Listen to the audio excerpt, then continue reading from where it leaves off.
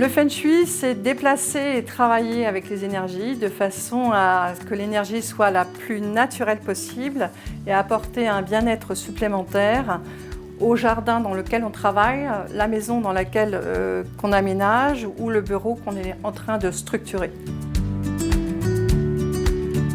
Pour construire un jardin Feng Shui, on va avoir 3 étapes de base. On va d'abord poser la pierre. Ensuite, on va poser l'eau et ensuite on posera le végétal en commençant par les éléments majeurs comme les très grands arbres et ensuite les arbustes et les plus petites plantes. On va travailler avec des végétaux qui sont 2/3 non caducs qui ne perdent pas leurs feuilles et puis 1/3 de végétaux caducs qui eux perdent leurs feuilles. Alors, dans les végétaux favoris, il y a aussi toute une symbolique.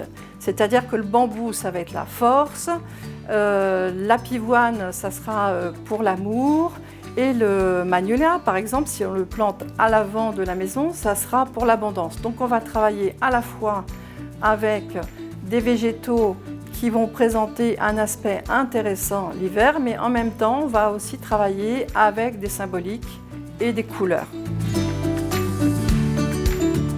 Le Feng Shui respecte les énergies de la nature et on ne va pas mettre un seul polluant dans un jardin Feng Shui. Donc on va tout récupérer. Ici dans mon jardin, à chaque fois je tonds, je taille, je coupe, tout retourne au jardin. Mais il n'y a pas que ça. En même temps, comme on va inviter l'eau, on va inviter les oiseaux, on va mettre des hôtels à insectes, on va mettre des hôtels pour les abeilles sauvages ou pourquoi pas une ruche. Mais à partir du moment où vous mettez un polluant dans votre jardin, vous ne permettez pas à la biodiversité et à l'énergie de circuler dans votre jardin Feng Shui. Donc le jardin Feng Shui est un jardin de biodiversité et est un jardin aussi de récup.